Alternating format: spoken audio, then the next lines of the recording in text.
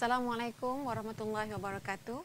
Salam sejahtera dan salam UMS Kampus Rahmah kepada semua warga Universiti Malaysia Sabah dan juga kepada semua yang bersama-sama dengan kami pada pagi ini. Seperti biasa, saya Dr. Fatimah Ahmidi dalam siri pendidikan kesihatan COVID-19. Saya minta maaf ya.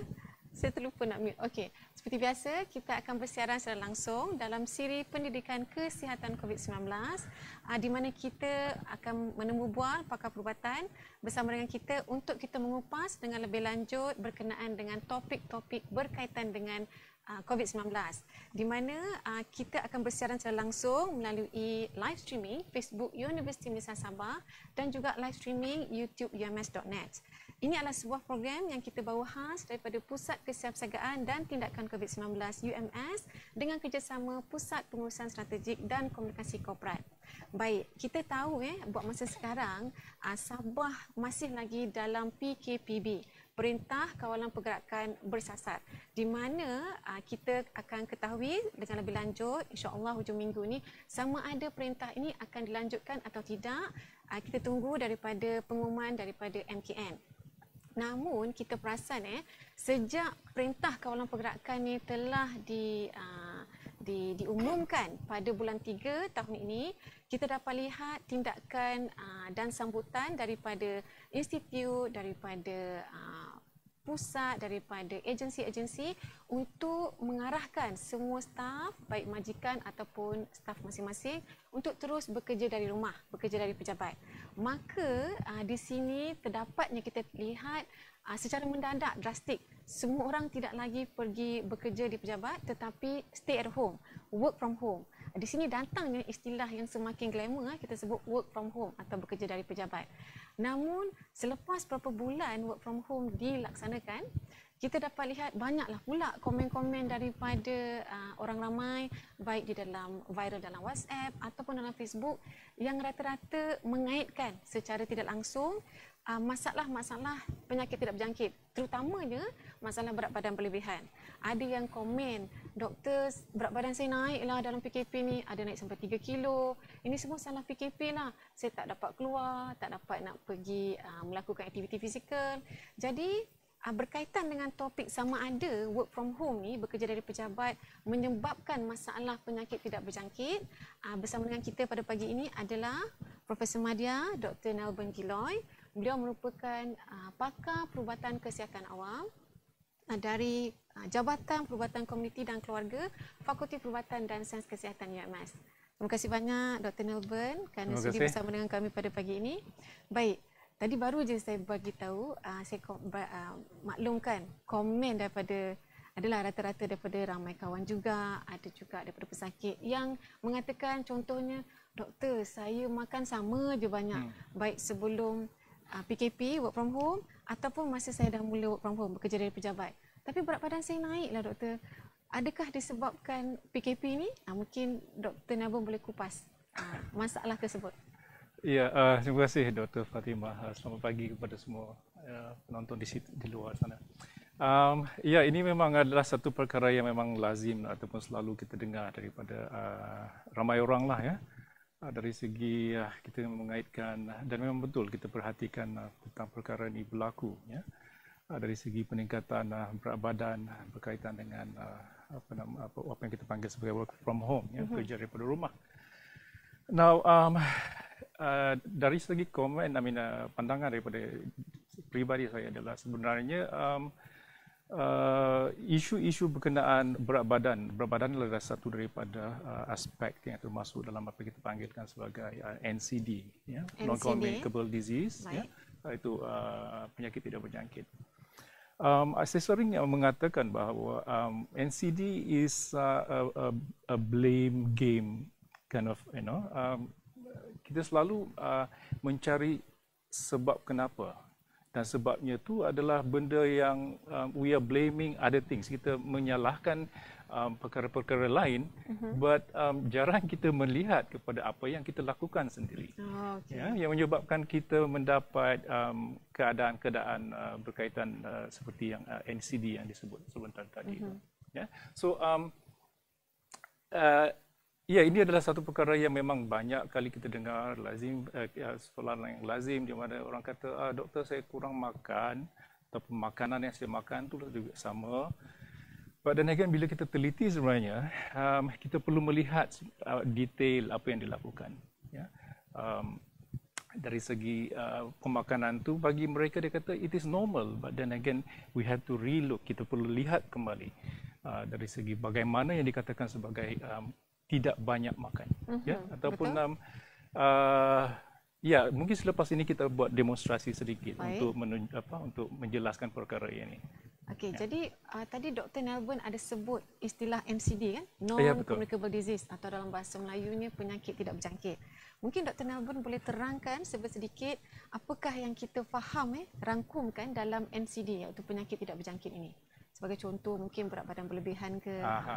Okey, ya, penyakit NCD ni yang lazimnya berkaitan dengan penyakit ini adalah seperti yang kita telah sebut sebentar tadi, iaitu obesity, ya, berlebihan berat badan, BMI berlebihan, dari segi tekanan darah tinggi yang berlebihan, kolesterol yang berlebihan, apa lagi yang berlebihan? Gula berlebihan. So, apa dia penyakit NCD? Iaitu contohnya macam penyakit yang berlebihan. Maknanya NCD-nya adalah penyakit disebabkan amalan yang diambil atau dilakukan secara berlebihan, lebih kepada faktor pemakanan lah ni. Betul. Okey. Itulah kita dan selain daripada itu, juga kita katakan bahawa saya kurang exercise.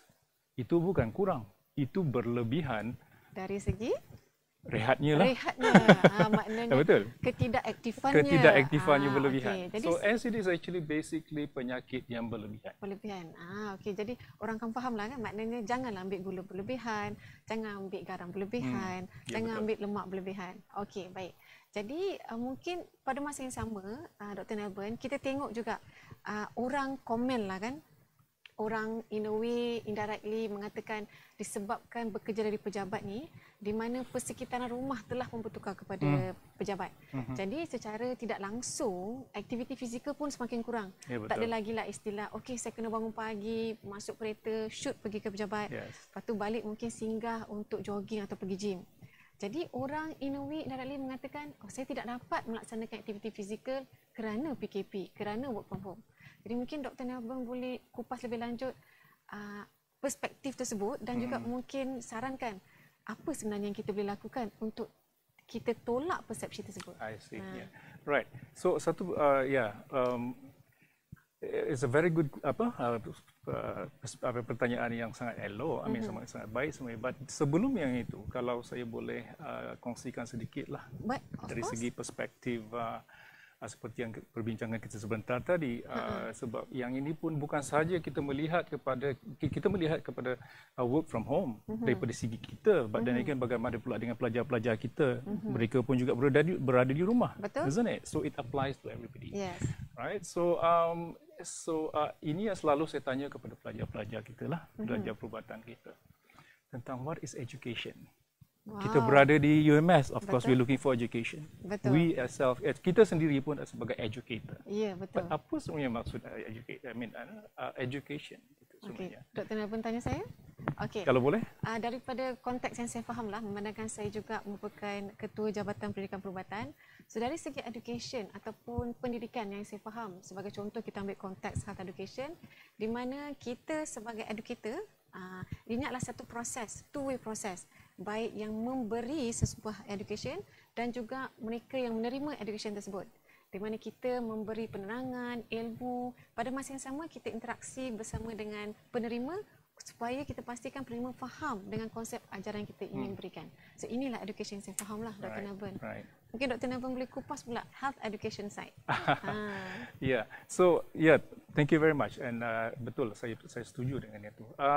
Dan ini yang saya selalu kongsikan kepada kita punya pelajar, dari segi kita nak kaitkan education itu dengan aspek kesihatan. Jadi saya tertarik dengan satu definisi ini daripada seorang penulis. In fact, apa yang saya amalkan adalah banyak influence dengan konsep-konsep yang telah diberikannya, iaitu education, saya cakap dalam bahasa English dulu. Education is actually a balanced development of physical, mental and spiritual. Very simple. Okay. So maknanya kalau saya boleh translate kepada bahasa Malaysia adalah pendidikan adalah merupakan perkembangan seimbang dari segi fizikal, mental dan juga spiritual. Baik. Now, bagi kita yang saya perhatikan, ya, in fact ini adalah juga persepsi saya pada awalnya, di mana education is actually lebih kepada kita nak develop kita punya mental. Mindset kita lah. Mindset kita punya pengetahuan kita berkaitan dengan mental. Okay. But sering saya tanya juga kepada pelajar-pelajar kita yang kata tujuan you all belajar di sini untuk dapatkan education. So what do you gain from education? Apa yang you dapat daripada education? Pengetahuan. For what? Untuk apa? Untuk membantu orang lain, untuk dapat pekerjaan yang baik. But consider this. You all dapat balik nanti kepada dengan contohnya PhD. Segulung ijazah. Segulung ijazah, PhD. Okay. Malangnya, kalau kita tak memikirnya tentang perkara itu pada awal peringkatnya ni, mungkin kita akan balik dengan another PhD, permanent health damage. Permanent health damage. Health nice damage. One. Yes, nice one. Permanent health damage. Maknanya kita dah balik dengan kita punya scroll, kita punya ijazah sebagainya, tapi kita mempunyai penyakit NCD, kita mempunyai masalah kencing manis, masalah jantung, darah tinggi. Betul. Isn't it? Yes, so betul. What is the point? Apa hasilnya kita dapat dengan education apabila kita membawa benda itu sekali? Betul. Dan mungkin kita juga mendapat pendidikan tahap yang tertinggi, tapi kita tidak ada perkembangan dari segi spiritual. Betul. Okay. What is the point? Betul. The knowledge, pengetahuan yang kita tahu tu tak ada spiritual in us. Kita guna pengetahuan itu untuk melukai orang lain, contoh memberikan kesusahan pada orang lain contohnya. Betul. So that is one. So dari segi berbalik kepada perspektif yang kita telah sebut sebentar tadi, maybe I dah terlupa, I was carried out, carried away. Boleh jadi mungkin memandangkan Dr. Naban telah pun mengupas lebih lanjut berkenaan dengan health education, pentingnya no matter what, baik sebagai student atau staff, kita tidak mahu that PhD, permanent health damage. Okay? Jadi mungkin Dr. Naban boleh kongsikan secara kasar, sekiranya seseorang bekerja dari rumah, work from home, mungkin apakah perkara-perkara utama yang perlu kita tekankan supaya risiko untuk dapat kencing manis, darah tinggi, kolesterol berlebihan, kita dapat, orang kata, rendahkan risiko tersebut. Right. So mungkin dari segi yang itu, pendekatan kita untuk kepada persoalan tersebut sebentar tadi, mungkin kita boleh lihat dari segi slide yang kita boleh paparkan di sini. Kita ada ingin kongsi slide kan, Dr. Naban? Ya. Baik, okey. Mungkin Dr. Naban secara boleh komen lah slide ni kita nak sebenarnya bercakap berkenaan dengan apa? Ini adalah berkenaan ya, sebab bila kita tengok daripada slide ini, orang kata picture speaks apa? Picture speaks 1,000 words. Yes. So merujuk kepada melihat kepada slide yang ni, kita lihat apa sebenarnya risiko-risiko di situ, ya. Dan kita anggapkan ataupun bayangkan bahawa bagi kita yang berada di rumah, bekerja daripada rumah, betul. Kemungkinan, tak semestinya, tapi kemungkinan ini akan berlaku. Betul, right? Dr. Naban. So dari segi situ kita boleh lihat sendiri apa benda-bendanya tu. Satu is kita mungkin makan berlebihan. Bukan sahaja makan berlebihan, because senang kita nak dapat. Betul. Peti aisnya, betul. Dengan sekarang Food Panda, Grab semua ada. And then bukan itu sahaja, menyebabkan dalam ini kita juga lihat dari yang situasi di mana prolonged sitting. Yes, betul. Juga merupakan satu risiko kesihatan. Duduk dengan lama kan? Dan kita, kalau kita lihat banyak studies, research yang menunjukkan mengaitkan penyakit fizikal, ada berkaitan dengan duduk terlalu lama. Another thing yang kita boleh lihat di sini adalah dari segi duduk terlalu lama pada kedudukan yang mungkin tak ergonomik. Boleh terangkan ergonomik? Ergonomik itu adalah sebenarnya di mana keadaan yang keadaan fizikal tubuh badan kita, kedudukan tubuh badan kita pada keadaan yang natural, yang semula jadi. Posture yang betul posture dari segi posturenya. Ya. So ini juga boleh menyebabkan dalam keadaan posture yang kita tidak elok ini akan menjadi lebih teruk. Contohnya, ya, sakit tulang belakang. Dan ini berlaku di kalangan ramai orang sebenarnya. Buat ini pun boleh berlaku juga di pejabat, tapi mungkin lebih berlaku dekat rumah sebab kita punya pergerakan kurang. Right? So dari sini juga kita boleh lihat bahawa ini juga menunjukkan, membayangkan orang ini jarang bergerak. Sentiasa duduk dan makan dengan tanpa orang kata menggunakan posisi yang betul. Yes. Okay. So ada beberapa lagi mungkin di sini, tetapi yang saya nak tekankan dalam perkara ini adalah dari segi tabiat kita tu. Ya, betul. Ya. Perkara lagi yang saya selalu kongsikan kepada kita punya pelajar-pelajar adalah apa sebenarnya bila kita bercakap tentang lifestyle. Ini berkaitan dengan lifestyle. Betul. Ya. Cara hidup lah. Cara hidup. Dan mungkin kalau kita sebut tentang lifestyle kepada sesiapa pun, kita pun rasa lifestyle like something yang complicated. Besar betul. Susah. Ya. So itu yang saya kata bahawa bila kita bercakap tentang lifestyle, jangan guna perkataan lifestyle. Simply guna perkataan habit ataupun rutin ataupun kebiasaan. Contohnya, isn't it? Like kebiasaan. What is your lifestyle? Sebab saya ni kebiasaan saya duduk dekat rumah, tak nak buat apa-apa, makan banyak. Tukar kebiasaan tu. Instead of kita duduk dekat rumah, makan banyak, sekarang saya lebih banyak bergerak, dan saya kurangkan makan makanan yang tidak berkhasiat. Itu cuma habit kita yang perlu diubah. Baik. So dalam hal ini, untuk kita mendidik, mengajar ataupun berkongsi tentang kesihatan dengan orang ramai, ia adalah cuma untuk mengajar mereka tentang mengenal pasti apakah tabiat, habit yang kebiasaan yang selalu sering dilakukan, ubah itu kepada kebiasaan yang lebih elok. Maknanya kita mengubah kebiasaan kita kepada sesuatu yang lebih baik. Ya, betul. Supaya tidak mengambil sama ada makanan atau rehat yang berlebihan. Betul. Okey. So mungkin dalam hal ini, daripada kita bercakap macam ni, mungkin kita buat demonstrasi sedikit. Boleh? Mari Dr. Nelvin. Alright. So kebiasaannya mungkin kalau kita dekat rumah, ini adalah perkara yang kita rasa macam perkara yang remeh ataupun perkara yang kecil. Yalah, betul. Kebiasaan kita. Kalau duduk-duduk itu nak kopi lah, rasa letih sikit, nak bau apa, nak cergas sikit. Kita lihat yang ini. Sebagai contoh, untuk segelas kecil seperti ini, sebenarnya kandungan dia adalah kurang dalam 20 ml. 200 ml. So katalah kita gunakan yang ini adalah separuh. Right? 3 in 1. Sebagai contoh, kita ambil contoh. Ini apa? Kopi lah. Apa-apalah, kopi ke Milo ke kopi ataupun yang kita bancuh sendiri. Tapi ini adalah hanya untuk menunjukkan ataupun representing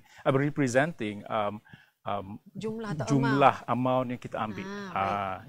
So kalau kita lihat yang ini, kemungkinan besar dia tak berapa manis. Betul.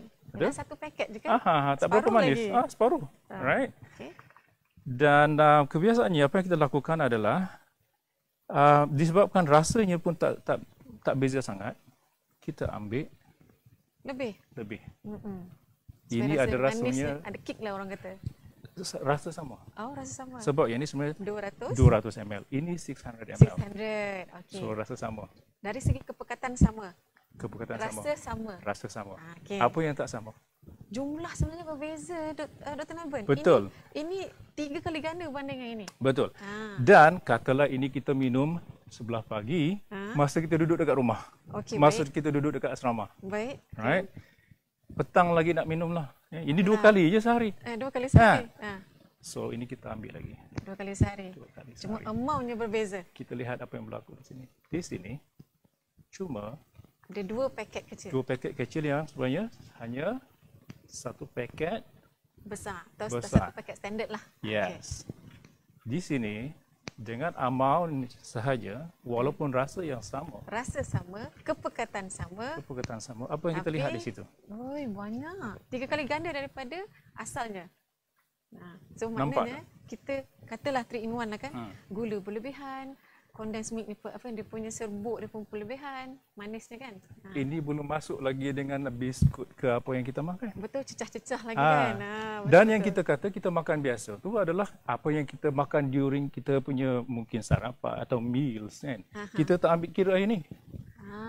Okey, betul. Sebenarnya kita lupa tahu benda-benda kecil remeh yang kita anggap benda yang remeh, kebiasaan, our habit. Alah, kopi perlu je diubah. pun kan. Kopi je pun. Apalah sangat, takkanlah saya ni berat badan kena kopi. Tapi berlanjutan inilah puncanya. Satu lagi contoh. Katalah kita ambil yang manis. Manis. Kita nak pekat. So kita ambil dua lah. Ataupun kita rasa asal manis sangat ni. Kan? Dia ambil air sikit. Tambah sikit air. Kita tambah air. Okey, baik.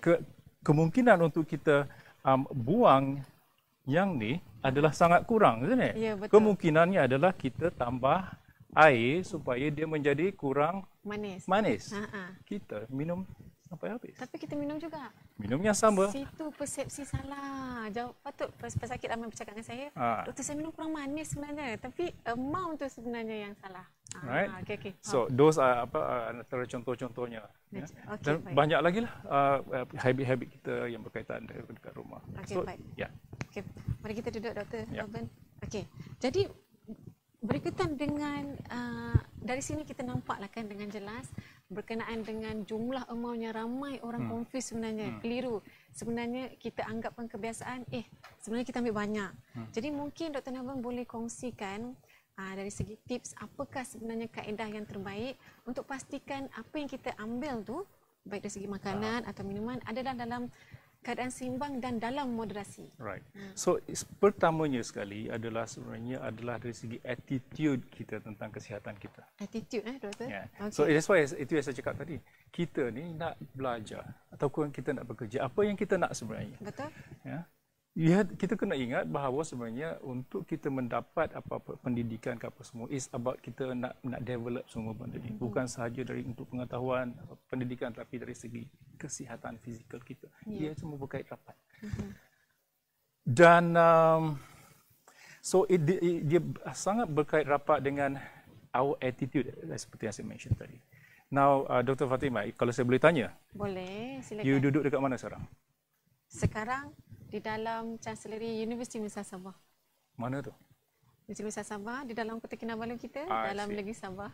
Dalam dunia lain lah. Dalam dunia lah. Takkan dekat planet kan? Ya, betul. Planet lain kan? But sebelum Dr. Fatimah duduk dekat UMS, dekat Sabah, dekat dunia ni, you duduk dekat mana? Kira ke masa ibu saya mengandungkan saya? Duduk dalam kita punya womb. No. We are living now dekat mana? Our own body. Our own body. Yes. Betul ke tak? Betul. Maknanya kita own our own body lah. Fizikal kita sendiri. You see? So, yang kita nak maklumkan kepada kita punya rakan-rakan semua adalah kita kena jaga kita punya tubuh ni. Okay. It is the only place where we live. Betul lah, kita pergi mana-mana, kita bawa badan kita ni, betul tak? It is the only place where we live. Betul. So kalau kita tak jaga tubuh badan kita ni, kita nak duduk mana? Betul. The only reason why kita berada di dunia sekarang ni sebab kita hidup. Tubuh badan kita sihat. Yes. Kalau kita tak jaga, dan bagaimana kita tak jaga sebenarnya? Dari segi tabiat kita tu. And sering kali sebenarnya kita membuat lawak jenaka, apalah, makan ni pun, minta maaf, ini yang biasa kita cakap. Apa gunanya hidup kalau tak enjoy? Betul tak? Ayat biasa. Hidupkan sekali, makanlah puas-puas. Itulah selalu yang mereka sebut. But let me just say this. Right? Ini pun orang lain cakap dah kan. Which is I rasa memang betul. Hidup kita ni dah lah pendek. Janganlah pendekkan lagi. Okey, itu yang saya rasa mungkin kita tak selalu cakap pesakit ataupun orang awam. Bagus. Macam mana ayat dia? Kita ni dah lah hidup. Kita ni pendek. Jangan pendekkan lagi. Jangan pendekkan lagi. Okay, baik. Noted. Yeah. Okey. Jadi mungkin Dr. Naman boleh komen tak? Ada juga sebenarnya segelintir daripada baik kawan-kawan maupun pesakit. Sebab ialah masalah obesiti berat badan ni kan salah satu punca untuk jadinya kencing manis, darah tinggi. Secara kan kita panggil 4 serangkai. Okey. Jadi untuk mereka usaha tu bagus dah ada dah. The insight is there. Awareness ada. Jadi mereka menggunakan kaedah sebagai contoh dia buka ni website tengok okey kita kira kalori counter. Betul. Okey. Jadi apabila mereka kira kalori tersebut, okey banyak ni lah mungkin saya patut boleh makan sehari supaya saya boleh turun berat badan. Mungkin aim 1 kilo dalam 2 minggu ke 1 kilo dalam sebulan. Boleh komen tak adakah teknik tersebut tu betul atau tidak, Dr. Nalben? Okey. Apa pendapat doktor? Ya, ini dari segi Dr. Fatimah tanya saya punya pendapat. Jadi saya share saya punya pendapat. Okey, baik. Right. Dari segi hal-hal berkenaan dengan berat badan, BMI, darah, tekanan darah dan sebagainya. Ini juga adalah saya punya approach, pendekatan dari segi persepsi saya terhadap perkara benda ini. Yang kita lihat selama ini adalah kita terlalu fokus kepada mengurangkan berat badan. Kita fokus kepada mengurangkan tekanan darah, gula, kolesterol. Which is salah ke Dr. Nalben? Tu nak tanya tu perspektif doktor. Let me just tambah yang itu. Selalu saya tanya juga, adakah kita nak orang tu kurang berat badan ataupun kita nak orang itu sihat? Mestilah sihat, yang penting sihat. So that's why bagi kita yang memberi pendidikan kesihatan kepada rakan-rakan kita, approach yang saya selalu gunakan adalah saya ingin mengajar orang itu bagaimana untuk sihat. Tujuan saya bukan, saya punya fokus adalah bukan untuk mengurangkan berat badan, bukan mengurangkan tekanan darah dan sebagainya. Itu bukan saya punya fokus utama. Fokus utama saya adalah mengajar orang ataupun masyarakat bagaimana untuk untuk sihat. Apakah dia tabiat-tabiat yang perlu lakukan? Sebab who will, siapa yang sebenarnya menentukan kita sihat ataupun tidak? Doktor. Kita sendiri. Diri kita sendiri. Ya, betul. So, kalau kita mempunyai tekanan darah tinggi, apa sebab? Bukan sebab kita tak makan ubat tekanan darah. Betul, kita makan, obat makan. Tapi disebabkan tabiat kita seharian. So, health is our choice. It is our everyday choice. Ya, kesihatan itu adalah pilihan kita. Pilihan kita seharian setiap masa, in fact. Misal kata tadi pagi, saya saya mengambil keputusan untuk mengambil gelas yang besar. Sedangkan saya ada pilihan untuk mengambil gelas yang kecil. Jadi amount pun berkurang. Okey. You see? So it is actually really our choice. Our choice sama ada kita nak bersukan ataupun tidak. Betul. Ataupun kita riadah. Now, ini adalah satu statement yang kontroversi. Okey, baik.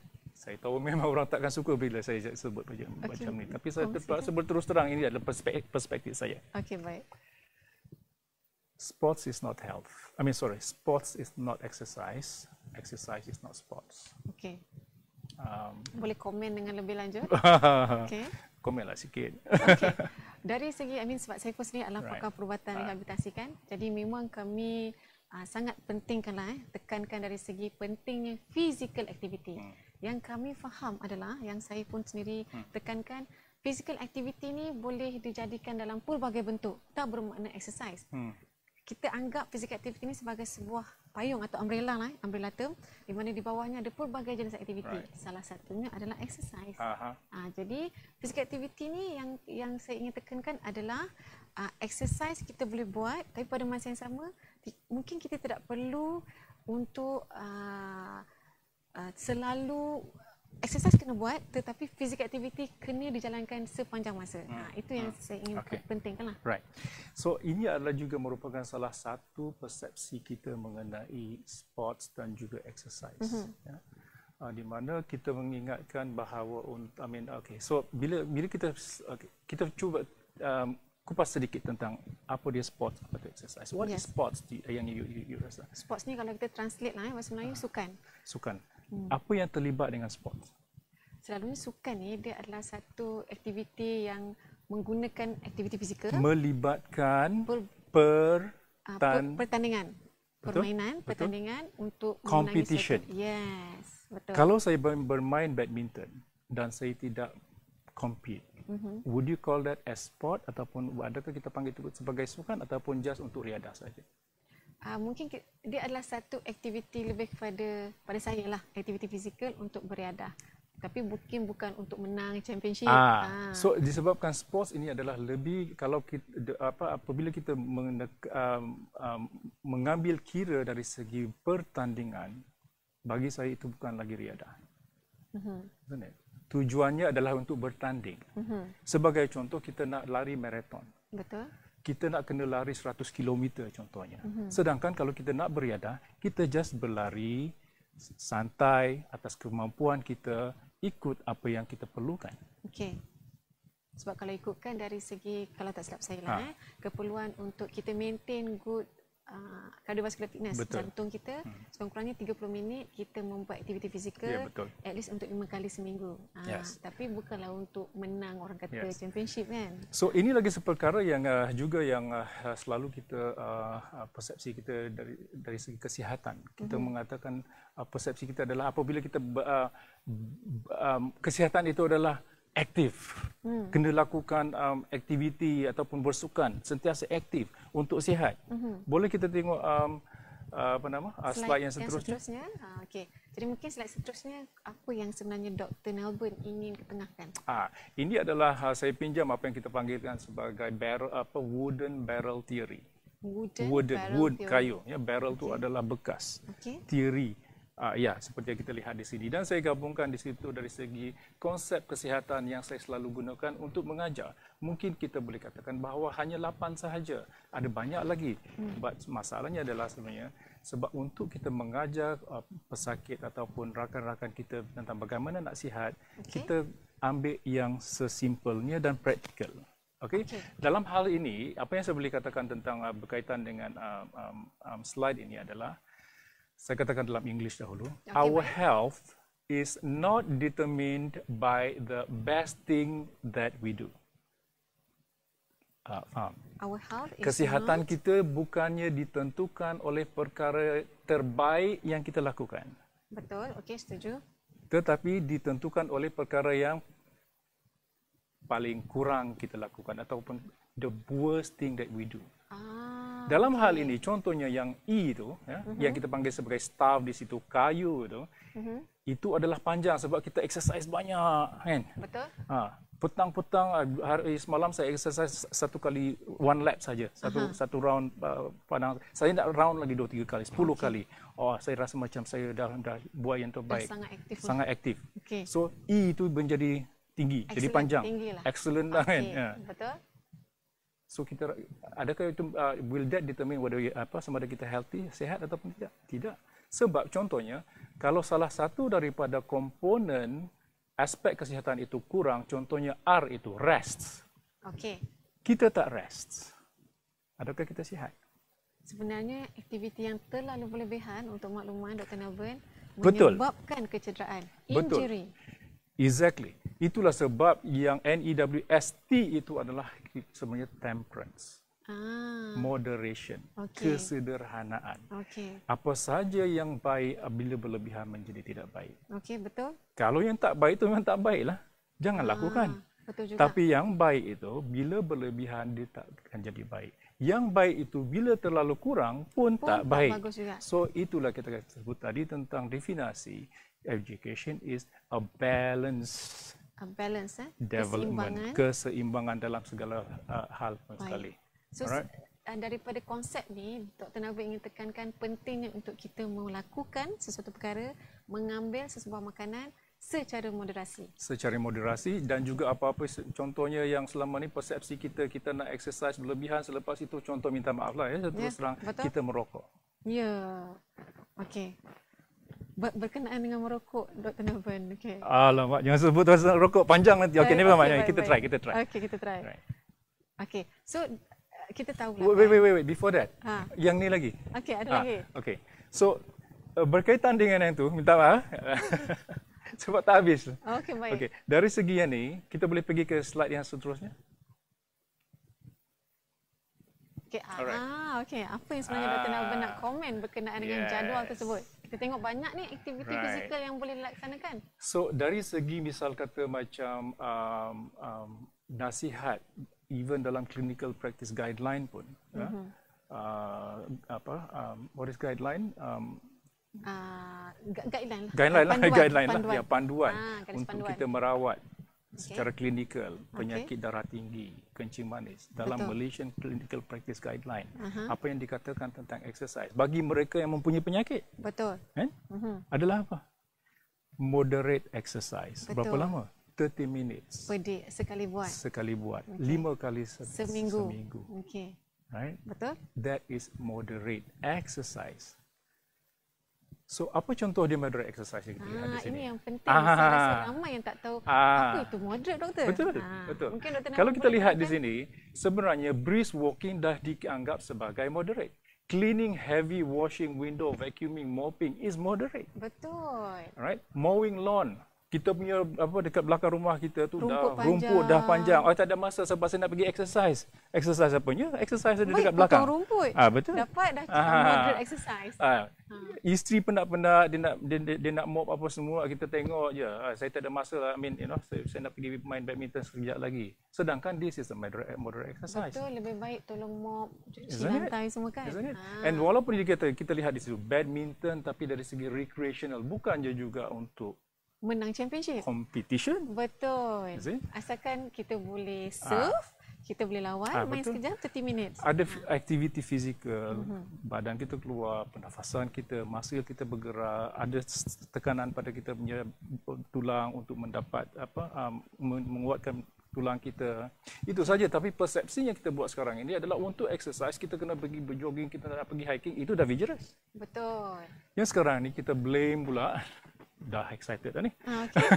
Kita blame pula PKP, kata kita tak boleh pergi hiking apa semua. Sedangkan kita boleh lakukan benda ni dekat rumah. Betul. So daripada apa yang Dr. Nabung tekankan, kita tengok moderasi kan. Moderasi. So mungkin segala aktiviti sebenarnya boleh dilaksanakan di rumah. Betul. Tak perlulah sampai kita nak pergi gym, kita salahkan PKP hanya kerana SOP perlu dipatuhi, kita tak nak melaksanakan aktiviti fizikal. Yes. Okey, baik. Dan before that, sorry. Boleh. Banyak soalan, tak apa. Saya banyak nak explain juga dalam hal juga, ni. Alright. So dalam hal ini kita lihat ya. Apa yang nak cakap lah, dah lupa. Apa sebenarnya yang Dr. Nabung ingin tekankan? Adakah dari segi bahayanya vigorous exercise tersebut? Tak. Sebenarnya dalam hal ini kalau kita lihat sebenarnya untuk kita melakukan moderate exercise ini bagi orang yang berpenyakit. Dalam kita punya CPG, clinical practice guideline, ini bagi orang yang mempunyai kencing manis, darah tinggi. Kita yang belum lagi mempunyai penyakitnya ni, adakah kita perlu untuk melebih-lebih untuk exercise? Tak semestinya. Elok, tetapi kita buatlah dari segi moderasi, bukan untuk berlebihan. Okey, kita ambil contoh seperti ini. Ini lagi satu perkara yang selalu menjadi persepsi kita yang mungkin tak berapa betul. Di mana tak apa, saya minum banyak sekarang. Nanti petang saya pergi exercise. Betul. Betul komennya. Tak apalah, hari ni saya cheat day sikit. Petang nanti saya naik treadmill. Ramai orang cakap begitu. That is totally wrong. That is wrong concept. That is totally wrong. Meaning tak boleh nak bakar that kalori?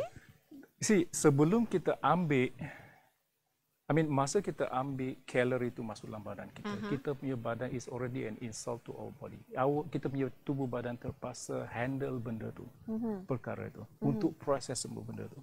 Mengambil gula berlebihan. Apa yang akan berlaku? Dia akan ditukarkan kepada kita merembeskan insulin, dan dalam keadaan yang berlebihan kita katakan kencing manis adalah sebab kurangnya insulin, tak mampu nak handle apa yang tak mampu handlenya sebab kita mengambil terlalu banyak. Badan kita pun ada maksimum capacity. Ada maksimumnya. Betul. So kita ambil moderasi, badan kita boleh proses benda tu. Betul. Kita dah bagi perkara yang menyebabkan masalah kepada badan kita. Baik. Selepas itu, apabila lebih, kita rasa tak apa, nanti saya nak pergi exercise pula untuk bakarlah pula. Sedangkan exercise adalah hanya moderate. Betul. Dan Dr. Fatimah sebentar tadi juga sebut bahawa exercise yang berlebihan pun boleh mendatangkan kecederaan. So betul. What are we doing? Apa yang kita lakukan sebenarnya? Betul. Nampak saya punya point di situ. Right? Sebagai contoh, kita nak isi kereta kita dengan petrol berlebihan lah. Tangki dah penuh. So, tangki dah penuh, mana nak simpan? Kita kena masuk dalam bekas lah. Letak dekat dalam. That would represent kita punya fat. Lemak kita. Yeah, betul. Bukankah itu adalah simpanan tenaga? Tenaga, yes. Kita kata kita fat tak makan banyak. Tapi kita minum banyak. Tak manis. Tapi, please remind me about this one later. Okay, baik. Right. So, bila dah berlebihan, kita nak bakar. So macam mana kita nak bakar minyak tu dalam badan kita? Kita nak pergi exercise, kita nak drive kereta, kita nak pergi pusing satu Sabah, pergi Teknam lah apa semua untuk bakar. In the end, semua tenaga tu akan terbakar. Betul? Tapi what will happen kepada kereta tu? Tayar dia dah hangus, dia punya Pancit, haus. Haus, Betul. wear and tear. Yes, itu yang kalau katalah kita cakap dalam konteks badan kita sendiri, lutut pun haus. Betul. Injury to your joint. Exactly. Ankle mungkin ada sprain ataupun sakit. Stres juga kepada kita punya badan. Inner side pun kita rasa stres. Aku nak bakar banyak ni, nak bakar juga. You get my point. Yes. Okay. Another thing about lupa nak sebut yang tadi tu tentang mungkin hal. Kita go through sikit daripada FB UMS Live, Dr. Naban. Okey, rata-ratanya sebenarnya ramai memberi good feedback. Okay. Mereka katakan good morning Prof Naban, my dear supervisor lagi daripada Kumaran Mutu. Okey. Mereka katakan selamat pagi, topik yang sangat menarik. Terima kasih banyak. Okey. Ada satu soalan daripada Jia Yi Leong. Okey. What if lifestyle modification has been made, but the results of it, the effect still needed us to rely on medication? How can you comment about this, Doctor? Okay, good. Because sometimes apabila sesuatu penyakit itu dah menyebabkan kerosakan kan, kepada sistem kita tak lagi boleh berfungsi secara normal sebab dah rosak. So di situ kita terpaksalah juga kata rely on medication untuk maintain. Tapi daripada kita, janganlah biarkan kita meneruskan tabiat-tabiat kita yang merosakkan lagi teruk. At least kalau kita ubah lifestyle-nya, dia punya keadaan tu tak bertambah teruk, maintain setakat yang itu. Baik. You see kita punya dari segi definisi apa itu diabetes adalah what? Chronic progressive disease. Why is it progressing? Because we are not changing kita punya lifestyle. Ya, faktor-faktor yang menyumbang ataupun menyebabkan kerosakan kepada sistem badan kita. Okay. So in all aspect of prevention, sama ada primary, secondary, tertiary, semua perubahan lifestyle, which is like primary prevention, health education is relevant. Okay. Jadi kita pun hampir ke penghujung rancangan. Ada seorang lagi komen, Hazrin call, the difference between good medicine and poison is the dosage. Saya pun setuju jugalah dengan that phrase. Okey, mungkin sebelum kita berhenti, kita ke hujung perancangan, Dr. Naban boleh kongsikan maybe 1-2 pesanan atau tips berkenaan dengan penjagaan kesihatan dari segi seperti yang Dr. Naban tekankan, mengubah tabiat, mengubah kebiasaan supaya semuanya menjadi moderasi. Right. So seperti yang kita sebut pada awal siaran kita sebentar tadi adalah apakah sebenarnya tujuan kita sebenarnya? It comes back to us. Kita berada di dunia ni sebab kita duduk dalam satu tubuh badan yang kita perlu jaga. Betul. So what do you want? It's all up to us. Itu adalah kita punya pilihan. It is our choice. Dan kalau kita berbalik kita punya tajuk origin asal sebenarnya adalah apa? Work from home. Yes. So does not mean kalau tidak bermakna kalau kita work from home kita blame work from home tu menyebabkan saya mempunyai penyakit sekarang tak? Betul. Kita boleh ubah daripada dari tabiat kita. So daripada kita ambil yang ni kita kurangkan. Ambil banyak air yang lagi elok. Right? Dan kalau kita kata kita nak blame pula kurangnya exercise sebab hiking track semua kena tutup apa semua. Tak semestinya. Bantulah isteri buat kan. Betul. Okey. Jadi dari apa yang Dr. Naban kongsikan, semoga kita mendapat manfaat. Apa yang penting untuk kita bercakap berkenaan dengan work from home, bekerja dari pejabat, terutamanya dalam kita cuba membendung penularan COVID-19, di mana pentingnya untuk kita pastikan kesihatan kita, baik fizikal dan juga mental adalah terjaga. Jadi dalam usaha untuk mengurangkan risiko dari segi sama ada kita mendapati penyakit tidak berjangkit sebagai contoh kencing manis, darah tinggi, berat badan berlebihan, adalah penting mengikut kata Dr. Lambert untuk kita mengambil baik makanan atau minuman ataupun melakukan sesebuah aktiviti dalam keadaan moderasi. Jangan terlalu berlebihan ataupun jangan terlalu kurang. Okay, jadi terima kasih banyak kita ucapkan kepada Profesor Madya, Dr. Naban Giloy. Untuk minggu depan kita akan bersiaran secara langsung pada hari Khamis jam 10 pagi. Sampai di sini saja siri pendidikan kesihatan COVID-19 yang dibawa khas oleh Pusat Kesiapsiagaan dan Tindakan COVID-19 UMS dengan kerjasama Pusat Pengurusan Strategik dan Komunikasi Korporat. Oleh itu saya Dr. Fatimah Ahmadi ingin sampaikan sebuah ucapan yang istimewa sikit, di mana semalam adalah kita menyambut Hari Kesihatan OKU sedunia. Jadi kita ucapkan selamat menyambut Happy Disability International Day, terutamanya saya sebagai pakar perubatan rehabilitasi. Oleh itu sampai di sini sahaja. Jagalah SOP dan kita jaga kita. Sampai di sini saja. Assalamualaikum warahmatullahi wabarakatuh. Salam sejahtera dan salam UMS Kampus Rahmah.